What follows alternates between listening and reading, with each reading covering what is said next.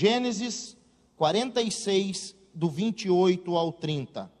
Jacó enviou Judá à sua frente a José, para o encaminhar a Gósen. Quando chegaram à terra de Gósen, José aprontou o seu carro e subiu ao encontro de Israel, seu pai, a Gósen. Quando o viu, correu, lançou-se ao seu pescoço e chorou por um longo tempo. Disse Israel a José: já posso morrer, pois vi o teu rosto e ainda vives. Versículo 29 e 30 mais uma vez. José aprontou o seu carro e subiu ao encontro de Israel, seu pai, a Gósen. Quando o viu, correu, lançou-se ao seu pescoço e chorou por um longo tempo. Oremos. Paizinho querido, nós te louvamos. Meu Deus, nós te agradecemos pela leitura da tua palavra. Muito obrigado, Senhor. Ó Pai, nós queremos colocar diante de Ti a vida de cada um presente aqui, Senhor Jesus, nessa noite. E também, meu Deus, aqueles, ó Pai, que estão assistindo essa transmissão, ou que irão assistir, ó Deus, este culto, Pai. No nome de Jesus, fala conosco, assim eu oro, amém. Meus irmãos, hoje eu quero falar sobre esse encontro de Jacó com José, quando Deus transforma lágrimas em abraços. É isso que o texto está dizendo aqui. A história de José, para mim, é uma das mais impressionantes do Antigo Testamento. Ela revela muitas coisas. Nós estávamos conversando no domingo passado, após o culto, e ficamos sentados lá fora com um grupo de irmãos e irmãs, e alguns dos irmãos falaram assim: pastor, quanto conteúdo tem na história de José? Eu falei: tem, e tem muito. Cada capítulo, cada versículo é uma pregação mais linda do que a outra. A história de José, ela revela muitas coisas, mas talvez o que fica mais evidente na história de José é a soberania de Deus, é a providência divina por meio desses acontecimentos fatídicos, acontecimentos que não são tão gloriosos e tão gostosos assim de viver. Porque se há alguém que sofreu na sua vida, esse homem foi José. Uma coisa é alguém pagar por um crime que cometeu, outra coisa é pagar por um crime que não cometeu. José, em um dos seus sofrimentos, ficou 13 anos preso, acusado de um crime que ele não cometeu.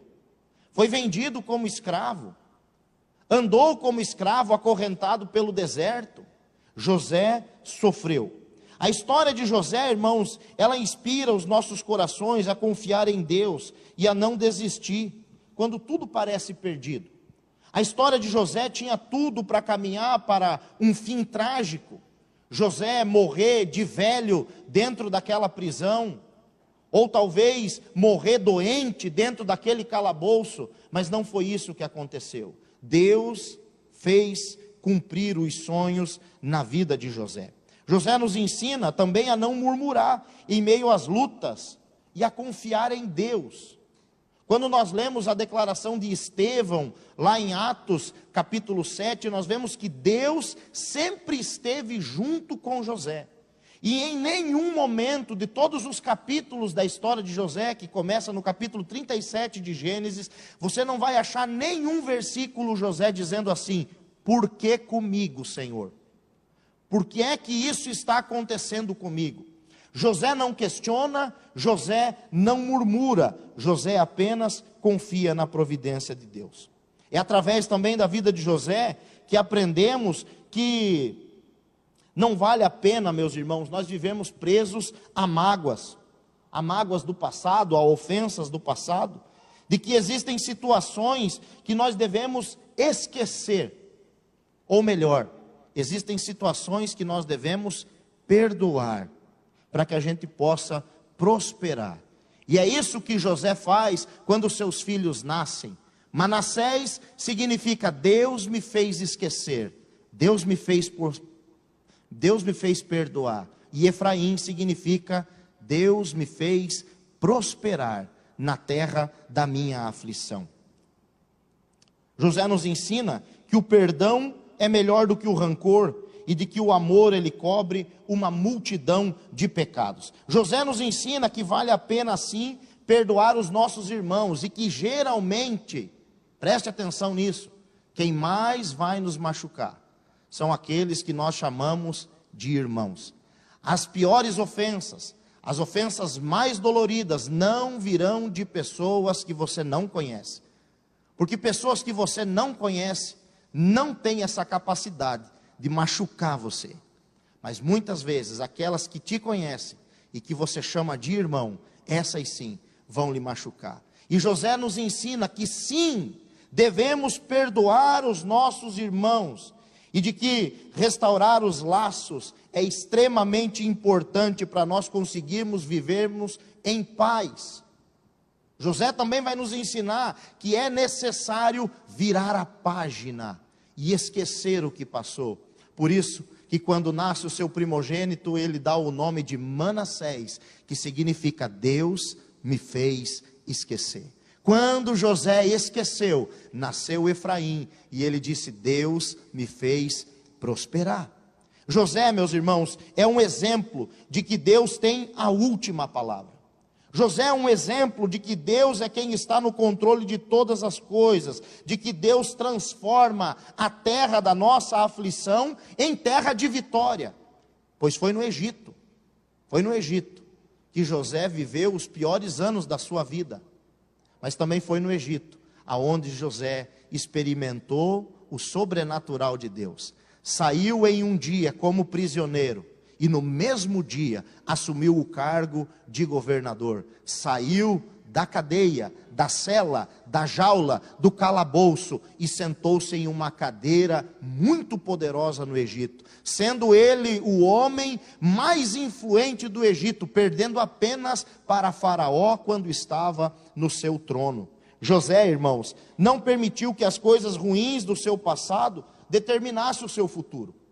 Tudo isso nós aprendemos com a história dele, que ele confiou em Deus, ele não duvidou, ele teve fé, perseverança, sabedoria, e por ter agido assim, viveu os sonhos de Deus na sua vida. José prova para nós, irmãos, que os sonhos, quando são da parte de Deus, na verdade eles não são sonhos, mas eles são decretos. Então eu quero dizer uma coisa para você a título de introdução. Se o que você tem sonhado é de origem celestial, saiba que isso vai se realizar, independentemente das previsões, independentemente da circunstância que você esteja vivendo nesse momento, porque Deus não é homem para mentir, nem filho do homem para se arrepender. Eu quero compartilhar com vocês, irmãos, alguns encontros na vida de José. Nós sabemos que alguns encontros na vida são proveitosos, outros nem tanto.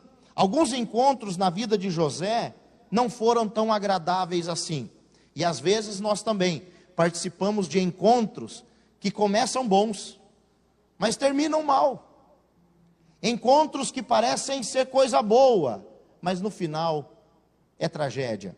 O primeiro encontro que eu quero falar para os irmãos é o encontro de José com os seus irmãos invejosos no deserto. E esse encontro, irmãos, aconteceu quando José era um menino, 17 anos de idade, imaturo. José está sonhando os sonhos de Deus. Ele sonhou 2 sonhos. O primeiro sonho é que ele e os seus irmãos estavam junto na lavoura, colhendo cereais, e o feixe dele ficou de pé, e o feixe dos irmãos se ajoelhavam e adoravam o feixe dele. Ele contou isso para os seus irmãos e aquilo causou uma revolta. O segundo sonho era que até mesmo o sol e a lua se curvavam diante da estrela, que era a estrela de José. Quanto mais José contava os seus sonhos, mais os seus irmãos tinham inveja dele. A coisa ficou pior porque José ganhou do pai uma túnica talar, colorida, uma capa comprida. E diz o texto sagrado, que um dia Jacó mandou José ir procurar os seus irmãos que estavam pastoreando no deserto. E José, com 17 anos de idade, vai em busca dos seus irmãos. E quando ele encontra os seus irmãos, o que é que acontece nesse encontro? José é espancado, José sofre um motim, lançam-no dentro de uma cisterna vazia e vendem-no como escravo para uma caravana de ismaelitas que descia para o Egito. O segundo encontro na vida de José, que foi um encontro também não tão agradável assim, foi a cilada na casa de Potifar. Não bastasse José ter sido vendido como escravo para uma caravana de ismaelitas, José agora foi revendido como escravo para o guarda do faraó, o capitão da guarda. E na casa de Potifar, diz o texto sagrado, que Deus era com José. Deus cuidava de José, e tudo que José fazia prosperava. Estava tudo indo bem. José foi promovido de escravo para mordomo. Agora ele tem regalias, ele tem um quarto para dormir, ele administra tudo dentro da casa de Potifar. Mas infelizmente, a sua patroa, a sua senhora, a esposa de Potifar, que a Bíblia não diz o nome, colocou os olhos sobre José. José era um moço bonito, era um moço influente, e aquela senhora começou então a dar em cima de José, dizendo: deita-te comigo. Todos os dias, incessantemente, ela dizia: deita-te comigo. E o texto sagrado vai nos dizer que José dizia: não, eu não posso pecar contra o meu Senhor, e eu também não posso pecar contra o meu Deus. Até um dia terrível, que essa mulher armou uma arapuca, dispensou os funcionários da casa, e José, quando entrou na casa, ela estava sozinha dentro da casa. Agarrou o jovem, querendo forçá-lo a deitar-se com ela, e o texto diz que aquele jovem saiu correndo, e ela ficou com parte das suas roupas, uma capa nas suas mãos. Quando seu marido chegou em casa, ela disse: olha o que o seu escravo hebreu fez comigo, tentou abusar de mim. E José então, com esse segundo encontro terrível, vai parar na prisão. De mordomo, agora ele é um prisioneiro, e ele passou 13 anos preso. Você sabe o que é isso? Os melhores anos da sua vida, dos 17 anos até os 30 anos de idade, José ficou vendo o sol nascer quadrado. O texto que fala sobre calabouço, fala que era um buraco, uma cova, e José foi lançado lá, dentro daquela prisão. Ele passou os melhores anos da sua juventude. Nós temos que destacar, irmãos, que até mesmo no calabouço Deus estava com José, e lá José encontrou alívio no Senhor, favor aos olhos do carcereiro, que o deixou como encarregado dos presos. O terceiro encontro na vida de José foi com o próprio faraó. Com 30 anos de idade, José está preso. Faraó teve 2 sonhos. Ninguém conseguia interpretar, até que o copeiro lembrou-se de José. O copeiro foi companheiro de cela de José. E ele disse para Faraó: eu tive um sonho na prisão, e teve um homem lá que interpretou o meu sonho, e ele é capaz de interpretar esses teus sonhos. E José então imediatamente é conduzido até a presença do faraó, e nessa interpretação, Faraó ficou tão satisfeito com a interpretação dos sonhos que José deu, e com a solução para o problema, porque José disse: olha, vão ter 7 anos de fartura, de muita colheita, mas vão ter 7 anos de miséria e muita fome. Então eu sugiro que você pegue um homem sábio, um homem inteligente, que construa celeiros e armazene comida. Faraó vai olhar para os seus sábios e vai dizer: quem é mais sábio do que este homem, cujo Espírito do Senhor está sobre ele?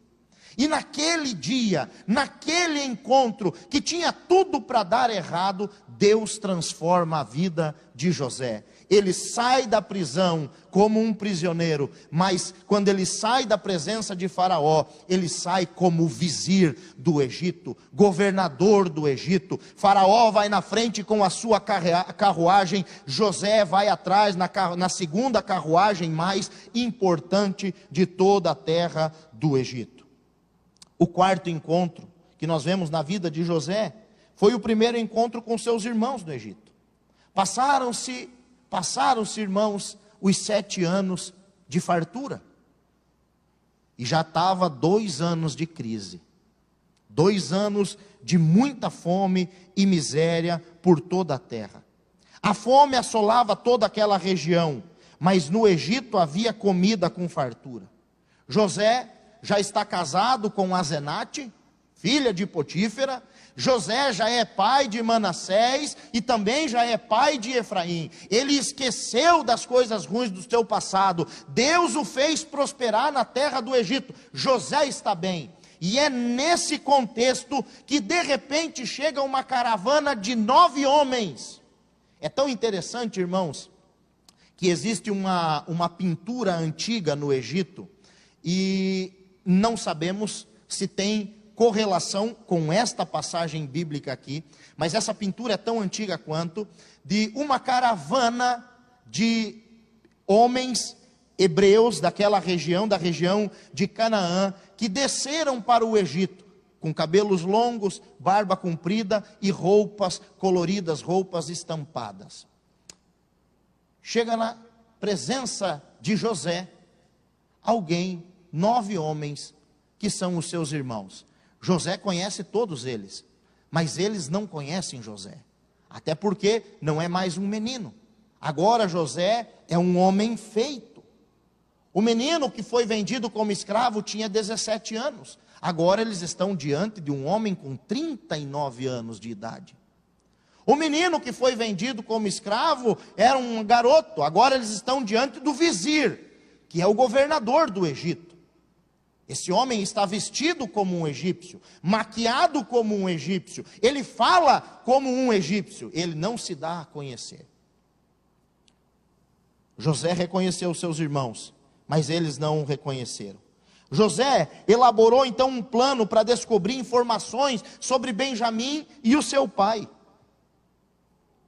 José não se revelou da primeira vez aos irmãos, muito pelo contrário, foi ríspido com eles, foi duro com eles, chamou eles de mentirosos, disse que eles eram espiões e que eles estavam ali para descobrir os pontos fracos do Egito, para vir depois com um exército e ganhar aquele povo e aquele território para si. Aqueles homens negaram e falaram que não. Então José fez uma proposta: um de vocês vai ficar preso aqui. José escolheu Simeão. Vocês outros vão voltar. Para resgatar a vida de Simeão, vocês vão ter que trazer o irmão mais novo de vocês, o Benjamim. E aí eu vou saber que vocês estão falando a verdade. Em quinto lugar, nós temos então aqui esse segundo encontro com os irmãos de José no Egito. No segundo encontro com os seus irmãos, quando em uma jogada muito inteligente, José havia incriminado Benjamim, dizendo que Benjamim tinha lhe roubado o cálice de prata, José disse: façam o seguinte, vocês podem ir embora, mas Benjamim vai ficar preso aqui no Egito. E tudo isso era um teste para ver se o coração dos irmãos tinha se quebrantado de verdade, ou se eles eram ainda aqueles homens malignos que tinham vendido José para o Egito. Foi então, irmãos, que nós encontramos um dos discursos mais belos do Antigo Testamento, quando Judá oferece a própria vida pela vida do irmãozinho mais novo. Em Gênesis 44, versículo 33, Judá diz assim: agora, pois, que este seu servo fique em lugar do jovem como escravo de meu senhor, e que o jovem volte com os seus irmãos, porque como poderei voltar a meu pai, se o jovem não for comigo? Eu não poderei ver esse mal se abatendo sobre o meu pai. Diante dessa declaração, irmãos, José não se conteve, e em prantos e gritos altíssimos, José se revelou, e ele disse: eu sou José, o irmão de vocês, que vocês venderam para o Egito. Eu sou José. Deus ali começou a trabalhar uma restauração. Esse encontro de José com os seus irmãos foi muito lindo. José tinha tudo ao seu favor para humilhar os seus irmãos. José tinha tudo ao seu favor para esfregar na cara deles o sucesso que ele tinha alcançado, mas não foi isso que ele fez.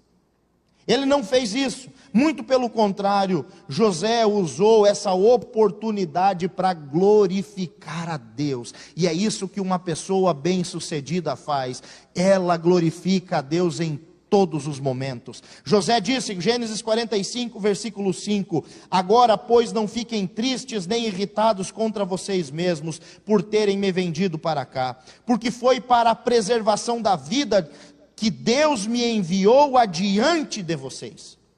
Versículo 7: Deus me enviou adiante de vocês, para que fosse conservado para vocês um remanescente na terra, e para que a vida de vocês fosse salva, por meio de um grande livramento. Versículo 8: assim, não foram vocês que me enviaram para cá, e sim Deus, que fez de mim como um pai de Faraó, e senhor de toda a sua casa, e como governador em toda a terra do Egito.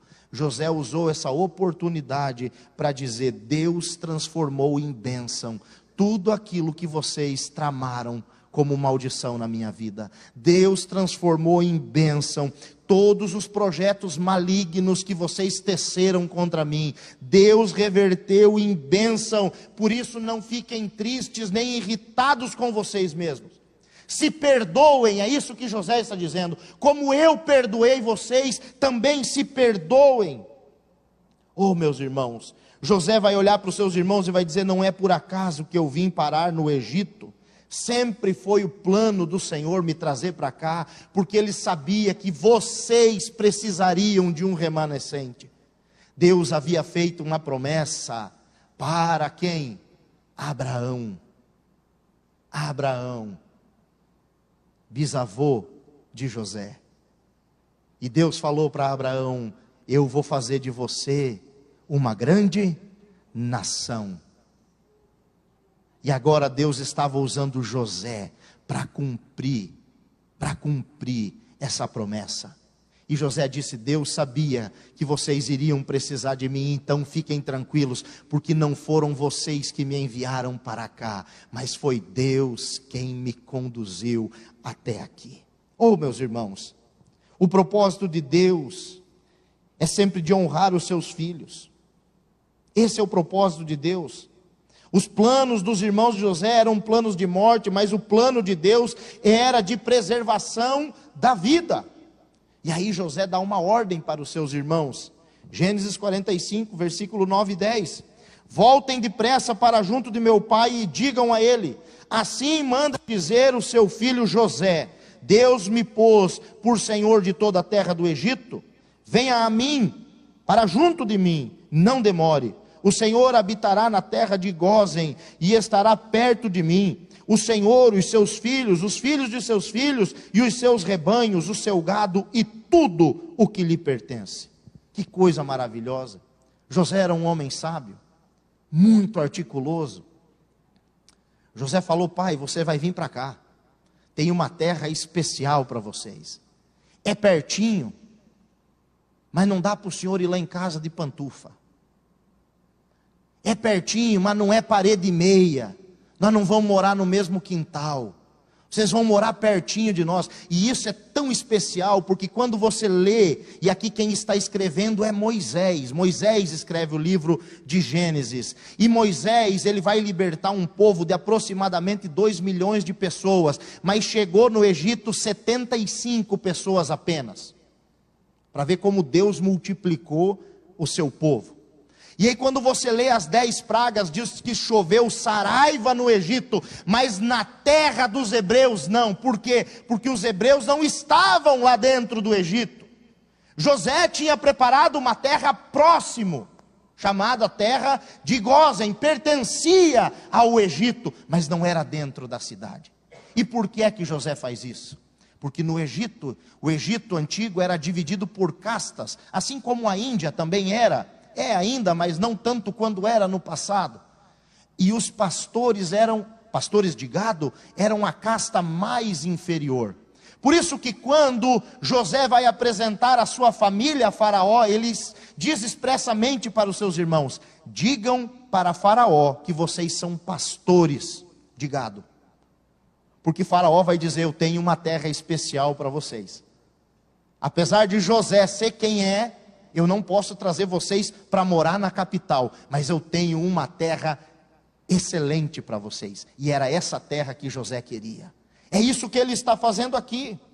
Faraó ouviu falar dos irmãos de José, ficou muito feliz com a notícia e autorizou que toda a família dele viesse para o Egito. Inclusive, Faraó fez uma promessa. Gênesis 45, versículo 18: eu lhes darei o melhor da terra do Egito e vocês comerão a fartura da terra. Faraó então disse para José: pegue as minhas carretas e mande buscar as mulheres e as criancinhas, todos os filhos do seu pai, todos os netos, todas as posses que ele tem. José deu mantimento para a viagem deles, para cada um dos irmãos. José deu uma muda de roupa nova. Lembra, irmãos? Aqueles homens tinham inveja da túnica talar que ele recebeu do pai, e agora José não dá uma túnica, ele dá uma muda de roupa festiva, produzida no Egito. Que coisa maravilhosa que devia ser essa muda de roupa. Mas para Benjamim ele dá 5 e 300 moedas de prata. Ele amava aquele irmão, claro, é filho do seu pai e também da mesma mãe. Feito isso, despediu os seus irmãos e ao partirem disse-lhes: não briguem pelo caminho. Gênesis 45, 24. Olha para a pessoa que está do seu lado e diga: não brigue pelo caminho. Não briguem pelo caminho. Por que José fez isso? Por que José fez isso? Porque às vezes, quando a gente está numa posição de fazer alguma coisa errada, e é confrontado e perdoado, a gente não se perdoa. E aí pelo caminho a gente vai fazendo o quê? Se culpando. E quando você começa a se culpar, você começa também a procurar culpados. E José vai olhar para os seus irmãos e diz: olha, está aqui roupa, dinheiro, comida. Tem 10 jumentos carregados do melhor do Egito, isso aqui é para o meu pai. Tem 10 jumentas carregadas de pães, isso aqui é para o meu pai. As carretas do Egito estão indo para trazer a mudança de vocês. Vocês vão vir de mala e cuia, não vai ficar nada para trás. Eu perdoei vocês, eu amo vocês, então não briguem pelo caminho. Oh, meus irmãos, tem horas que nós temos que esquecer o que passou e seguir adiante, sem brigar pelo caminho, porque senão a viagem fica muito difícil. A viagem já não é fácil sem briga, com briga é pior ainda. Com briga o clima fica pesado, com briga a gente não chega ligeiro, demora a chegar, dá mais problema, quebra a roda da carroça, o cavalo tropeça e morre, acontece mais problemas. E José vai dizer: o que tinha para a gente resolver, foi resolvido aqui no Egito. Vão em paz e não briguem pelo caminho. Que coisa maravilhosa.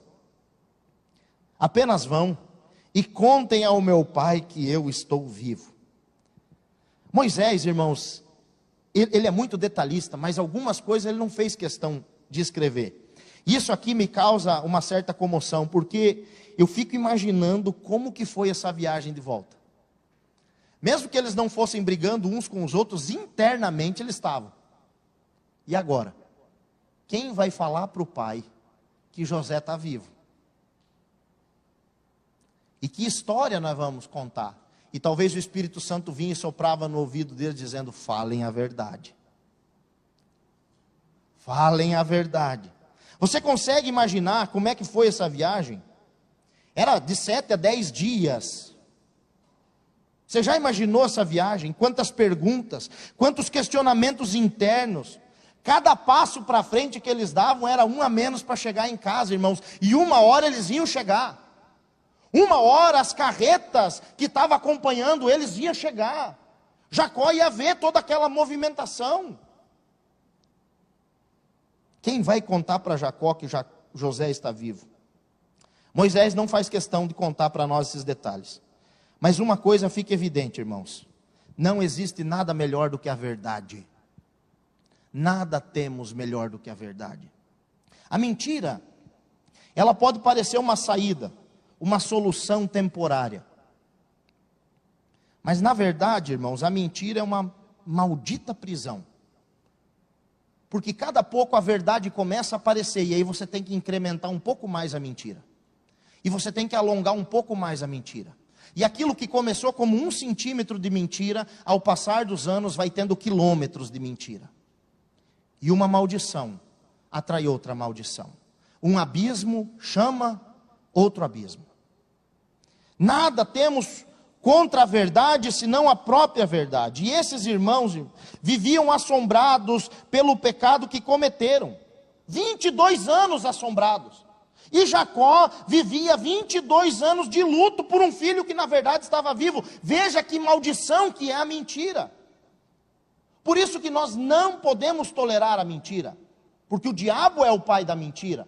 Não há nada de bom que provenha de uma mentira. Se você está errado, peça perdão e pronto. A verdade é a única coisa que nós devemos nos ater, irmãos. Enfim, eles chegaram em casa e tiveram que encarar Israel nos olhos e contar a verdade. Diz o texto de Gênesis 45, 25. Então partiram do Egito e vieram à terra de Canaã, a Jacó seu pai, e lhe disseram: José ainda vive, e é governador de toda a terra do Egito. Com isto o coração lhe ficou como sem bater, porque não podia acreditar no que diziam.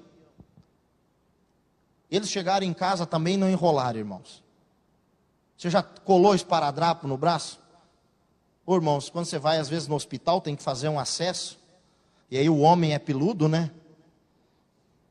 Tem duas maneiras de você tirar o esparadrapo. Ou você tira ele com muita calma e vai doer bastante, ou você dá um puxão só, dói também, mas é rápido. E eles chegaram em casa, eu, pela leitura que faço, imagino que já foi assim: pai, o negócio é o seguinte, ó, era tudo mentira, José está vivo, foi nós que vendemos ele para o Egito, ele está bem, é governador e está te esperando lá. Jacó levou um susto. Diz o texto que Jacó teve quase uma morte, o coração dele ficou sem bater. O homem quase infartou. Quando Jacó ouviu a notícia de que José estava vivo, ele quase morreu. Imagina, irmãos, José era o filho amado, o primogênito do amor da sua vida. Raquel era estéril. José é resposta de oração. José abriu a madre da sua mãe. É um milagre de Deus. Jacó mandou José ir até os seus irmãos no deserto e recebeu uma capa, um pedaço da túnica, suja de sangue, com a falsa informação de que José poderia ter sido devorado por uma fera. Você já imaginou que coisa terrível ter que um pai sepultar seu filho? Agora imagine um pai não ter nem o corpo para sepultar o seu filho. Ter que sepultar um pedaço de pano, que nem sangue de gente era sangue de bode. Diz o texto sagrado que Jacó disse: eu vou descer com a minha alma na sepultura, de tamanha dor e tristeza. Que ele rasgou as suas vestes, se cobriu de cinza e pedia a morte, do tanto que ele amava aquele filho. E agora, ele recebe a notícia que, na verdade, aquilo não passava de uma mentira. Jacó se culpava pela morte de José. Jacó não conseguiu sequer, irmão, sepultar o corpo do filho. E já fazia 22 anos que Jacó chorava e sofria por um filho que ele pensava que estava morto. Mas agora ele recebe uma notícia: José está vivo. Veja aí o versículo 27. Mas quando eles lhe contaram tudo o que José havia falado, e quando ele viu as carretas que José havia mandado para levá-lo ao Egito, o espírito de Jacó, o pai deles, reviveu. E Israel disse: basta, o meu filho José ainda vive, irei e o verei antes que eu morra. Que coisa maravilhosa! É mais do que natural que Jacó ter ficado em estado de choque. Mas diz o versículo 27, irmãos, que quando ele viu as carretas que José havia mandado levá-lo para o Egito, o espírito dele reviveu. Ele disse: não pode, a demonstração de amor é muito grande. É muito grande. Mas algo aqui me chama a atenção. Algo me chama a atenção e deveria chamar a sua atenção também. Porque Jacó não ficou procurando culpados. Você se coloca no lugar de Jacó. Talvez você ia querer tirar satisfação com seus filhos. Mas Moisés não escreve que Jacó fez isso. Muito pelo contrário. Versículo 28, Jacó diz: basta, o meu filho José ainda vive, irei e o verei antes que eu morra. Basta, basta para o sofrimento, basta para a dor, basta para o luto. Se o que eu queria era ver o meu filho vivo, ele está vivo, eu não preciso mais achar culpados agora, basta. Ele não amaldiçoou os filhos vivos, ele não amaldiçoou os seus filhos pelo que eles fizeram. Jacó não procurou culpados, Israel não perdeu tempo abrigando no seu coração sentimentos que o destruíssem, muito pelo contrário, ele disse: basta, basta para a dor, basta para o sofrimento, já fazem 22 anos que eu sofro, hoje eu recebi a melhor notícia da minha vida, o meu filho está vivo. Existem problemas e situações, irmãos, que nós temos que dar um basta na nossa vida, basta. É bem provável que os outros filhos contaram para Jacó como José se revelou e como José disse que os perdoou. É bem provável. E Jacó disse: basta. Por isso eu quero perguntar para você: até quando você vai ficar remoendo assuntos do seu passado? Quanto tempo mais você vai perder, meu irmão? Chega de prolongar o seu sofrimento. Basta. Chega de perder tempo com questões. Nós não temos mais tempo para perder, igreja. Chega de perder tempo com questões. Basta. Chega de perder tempo com birras, com brigas, com desentendimento. Basta. É isso que ele está dizendo. Eu vou pôr um ponto final nessa história. Se José perdoou seus irmãos, o prejudicado foi ele. Se ele perdoou, basta. E eu vou ver meu filho enquanto eu ainda tenho vida. Eu vou abraçar o meu filho enquanto eu ainda posso abraçar. Eu vou juntar a minha família enquanto eu ainda consigo juntá-los. Basta. Basta. Oh, meus irmãos, Jacó e a sua família então vão para o Egito. Israel sabe que o seu filho José está vivo e que ele é governador de toda a terra do Egito. Para nós, uma decisão muito simples. Se coloque aí no lugar de Jacó. Você vai ser o Jacó agora. Há 22 anos que você pensa que o seu filho morreu e você recebe a notícia de que ele está vivo e está te esperando. Qual que é a lógica? E o seu filho ainda é o homem mais influente que tem. Está tudo preparado. As carretas estão na frente de casa para carregar tudo, não vai ficar nada para trás. Mais do que isso, tem uma promessa do rei daquele país dizendo: venha que você vai experimentar o melhor dessa terra. Você não vai passar necessidade nenhuma. Se fosse eu e você, pularíamos dentro da carreta e dizer: oh, acelere esses boi o que der. Na descida, largue em ponto morto, a nós chegar ligeiro. Não é isso? Certo ou errado? Errado, não é o que Jacó faz. Jacó ouviu que seu filho estava vivo. Jacó ouviu que o rei tinha feito uma promessa para ele, mas ele não tinha ouvido de Deus: vai ou fica. Jacó pega a sua família e vai para Berseba. Diga Berseba. Berseba. E o que ele vai fazer em Berseba? Berseba era o lugar onde Abraão, Isaque e o próprio Jacó tinham adorado o Senhor em outras ocasiões. Ele vai buscar resposta. Meu irmão, tem decisões que parecem óbvias, mas podem ser pegadinha. Deixa eu dizer uma coisa para você: sabe por que nós precisamos de discernimento espiritual? Não é para discernir entre certo e errado. É certo roubar? É certo matar? É certo cometer adultério? É óbvio que você sabe que é errado. Você precisa de discernimento para discernir sobre aquilo que é certo e aquilo que parece ser certo. E a decisão aqui parecia ser certa.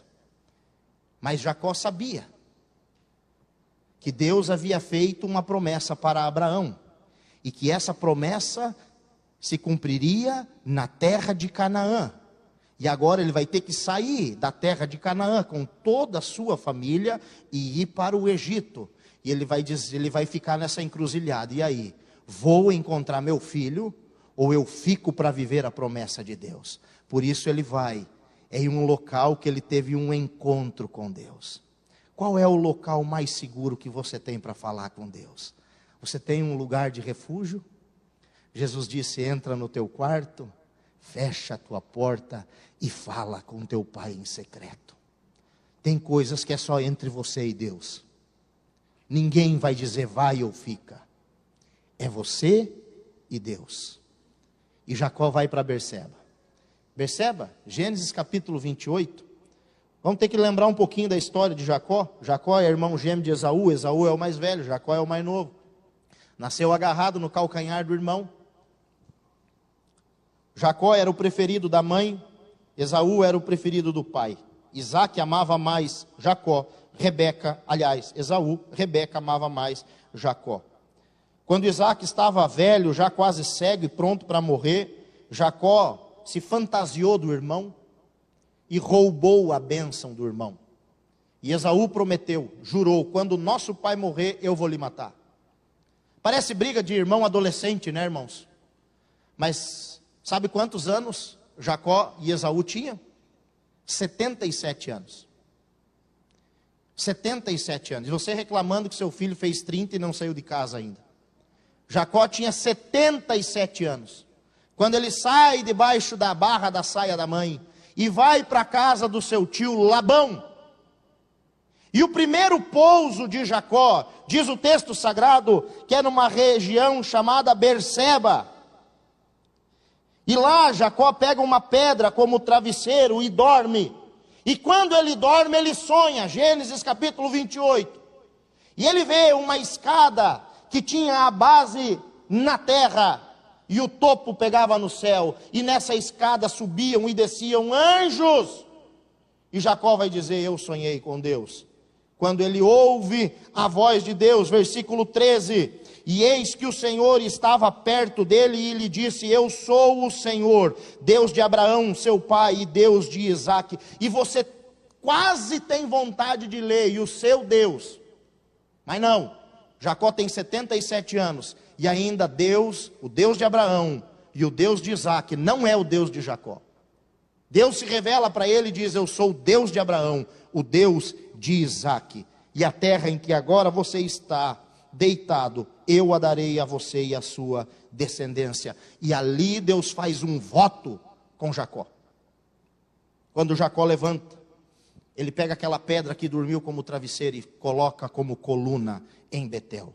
Aos 77 anos, Jacó só conhecia a Deus como sendo Deus do seu avô e Deus do seu pai, mas não como Deus da sua vida. Existem velhos que não receberam o Senhor no seu coração, que tem Deus como tradição, mas não como seu Deus. E aqui é o caso de um, com 77 anos. 20 anos mais tarde, no Val de Jaboque, Deus luta com Jacó. Ele resistiu. Deus o deixa aleijado, deixa coxo de uma perna. E foi ali que Deus mudou o nome de Jacó para Israel.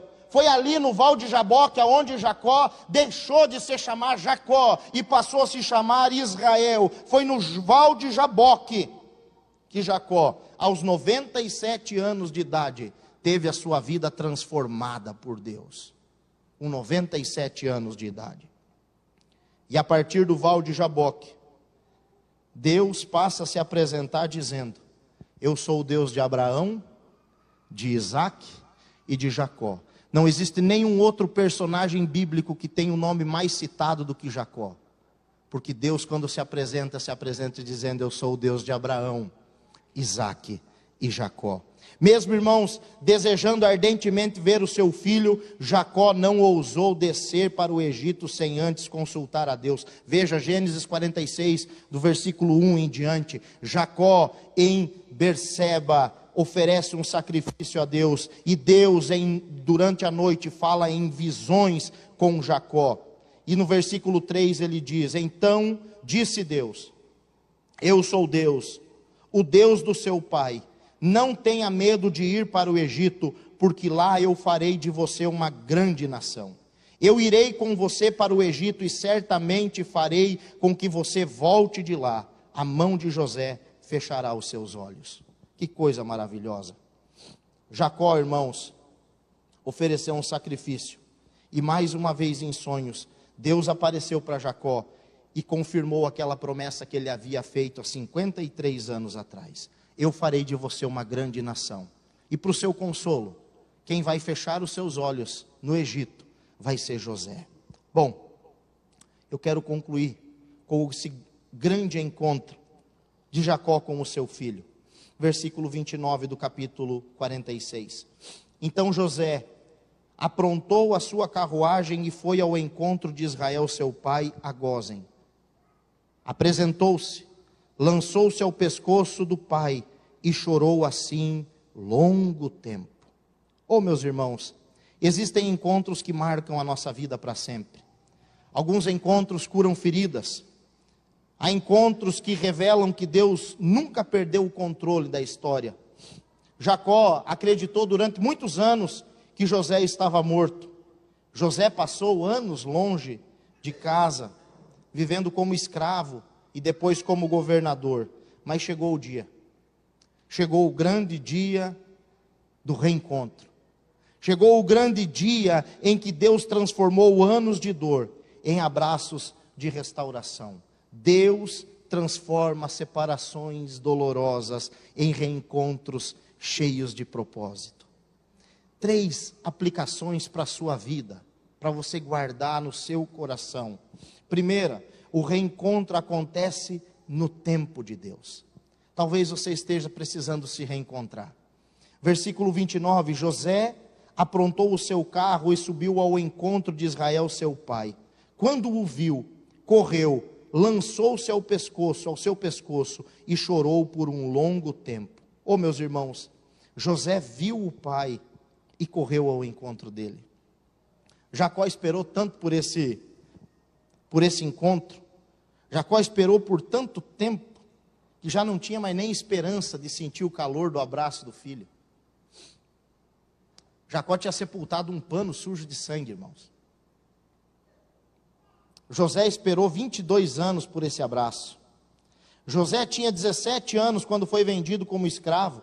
Jacó tinha 108 anos quando José foi vendido como escravo. E agora, Jacó está com 130 anos de idade. Passaram-se 22 anos. Quanta dor esses dois corações não suportaram. Quanta saudade. Só sabe o que esse filho e esse pai sentiram quem já perdeu alguém que amava muito. Ou quem está longe de alguém que ama muito. O quanto que a saudade machuca, irmãos. Quando eu morava lá no Goiás, eu cheguei a ficar 3 anos sem vir para Santa Catarina. 3 anos, longe da família. Um dia, eu me lembro que eu estava fazendo algumas visitas, os meninos estavam no colégio, e a Grace estava junto comigo, e os meus pais fizeram uma surpresa, e chegaram de surpresa lá em Alto Paraíso. Bateram lá em casa e não tinha ninguém em casa, eu estava fazendo visita pastoral. E aí eles me ligaram, meu irmão me ligou, meu pai, minha mãe, meu irmão e minha cunhada. Nós estamos aqui. Eu não acreditava. Falei, vocês estão brincando comigo, eu não vou nem para casa. Não, nós estamos aqui na frente da tua casa. E aí tiraram uma foto, bendito o WhatsApp, me mandaram a foto. E eu podia dizer, isso é montagem, é mentira. E eu não sabia o que fazer, se eu ficava na visita ou ia eu. E nem orar não orei, eu só entrei dentro do carro e fui. Que coisa maravilhosa reencontrar quem a gente ama. Como é bom.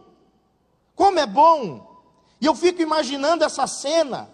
José chegando na sua carruagem, todo pomposo, seus criados, sua guarda pessoal. De repente, entre aquele grupo de 70 pessoas, José vê um homem velhinho. Ninguém fala para ele que é Jacó, mas o filho conhece o pai. Diz o texto que José, apressadamente, ele pulou da carruagem, ele foi correndo, ele avançou no pescoço do pai, se agarrou no pescoço do pai e começou a chorar, agarrado com o pai. Que cena mais linda! O amor daquele filho. E Jacó, mesmo velhinho, com 130 anos, segurando o filho. Porque para um pai, os filhos nunca crescem.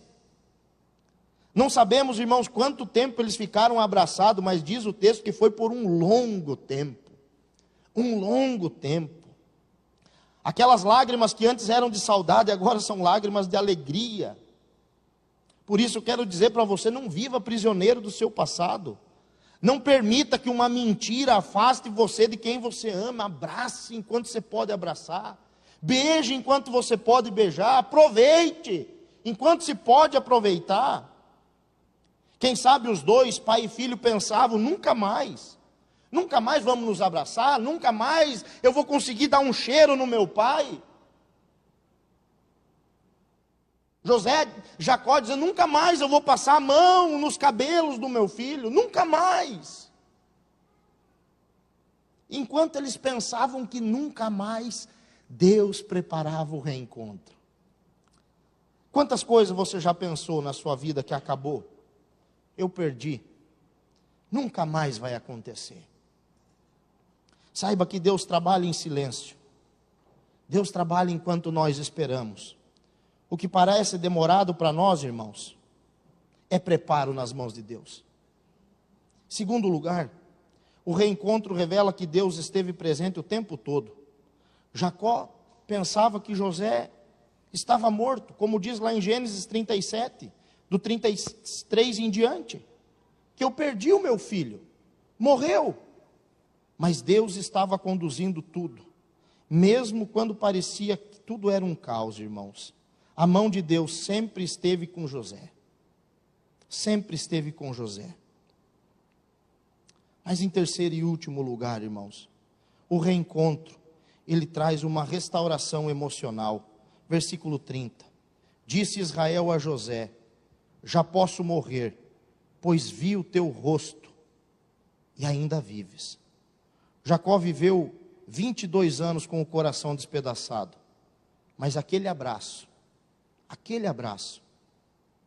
e naquele abraço, algo foi restaurado dentro do coração de Jacó. Não foi apenas um encontro físico, foi uma cura emocional, foi uma restauração da esperança, uma renovação da alegria. Oh, meus irmãos, eu quero dizer para você que Deus não restaura apenas circunstâncias, Deus restaura corações. Deus restaura corações. Qual é a conclusão disso, pastor? Eu quero que você pense da seguinte maneira: que não existe sucesso longe do Pai. José era governador de toda a terra do Egito, mas o que ele mais queria de verdade era o abraço do seu pai. É isso que ele queria. Ele queria sua família perto. Longe da presença de Deus, irmãos, os nossos títulos e conquistas não são nada. Longe da presença de Deus não vale nada. Se nós pudéssemos voltar na história e chegar para José e dizer assim: você troca tudo isso que você tem no Egito para voltar para a casa do seu pai, com toda certeza José trocaria. Com toda certeza. Não existe nada mais precioso para um pai do que estar perto do seu filho. Quando José viu Jacó, ele correu e lançou-se sobre o pai. José, ele não perdeu tempo, ele correu e abraçou o seu pai. Nós podemos fazer aqui uma tipologia para encerrar, que Jacó representa o nosso Deus, o nosso pai, e José representa todos nós, seus filhos. De que adianta todo o sucesso se o pai não está contigo? Se você está longe do pai? De que adianta o ouro, as carruagens, o dinheiro, a influência, a autoridade, se você não está perto do pai? Mas hoje eu quero dizer para você, que Deus está aqui. Seu pai chegou, e você pode fazer como José fez.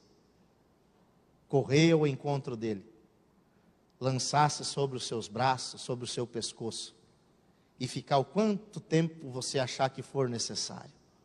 Deus não tem pressa de terminar esse abraço, esse relacionamento com você. O seu Deus está aqui nesse lugar, e você tem essa oportunidade de correr ao seu encontro. Feche seus olhos. Eu quero orar por você. Vamos encerrar esse culto. Vamos encerrar. Feche os seus olhos. Senhor Jesus, nós estamos aqui, meu Deus, na Tua presença, Pai. E queremos, Senhor Jesus, Te agradecer, meu Deus, por esta palavra. Te agradecer, Senhor, porque o Senhor, ó Deus, é bom, Pai. O Senhor é maravilhoso. Meu Deus, que nós não venhamos andar afastados de Ti, Senhor. Que nós, ó Deus, não venhamos andar longe do Senhor. Não adianta, Senhor Jesus, nós termos, ó Deus, influência se o Senhor não estiver perto de nós, Pai. Por isso, meu Deus, nós queremos o Senhor, ó Pai. Nós queremos, ó Deus, andar junto contigo, Senhor. Pai, restaura os corações nessa noite, Senhor. Enche a nossa vida, nos dá, meu Deus, uma boa semana na Tua presença, Paizinho. Assim eu oro no nome de Jesus. Amém. No versículo 30, disse Israel a José: já posso morrer, pois vi o teu rosto e ainda vives. Coloque-se de pé. Um detalhe muito importante aqui, irmãos. Com quantos anos José tinha quando ele foi vendido para o Egito? 17, né? Quantos anos eu falei que Jacó chegou no Egito agora? 130. 130. Você sabe que quando Jacó abraçou José, ele disse: agora eu já posso morrer. Sabe com quantos anos que Jacó foi morrer? 147 anos. Quantos anos ele viveu no Egito junto com o filho? Mais 17 anos. Mais 17 anos. Talvez você pense que é o seu fim, que é o fim de um relacionamento, que é o fim de uma amizade, que é o fim de um ministério, que é o fim de alguma coisa. Talvez você pense assim: já posso morrer. E Deus está dizendo: ainda tem muita história para você viver. Tem muita coisa para você viver. Saia com essa palavra no seu coração. Deus tem algo para você viver. Deus faz infinitamente mais do que tudo aquilo que pedimos ou pensamos. Que Deus abençoe a sua vida.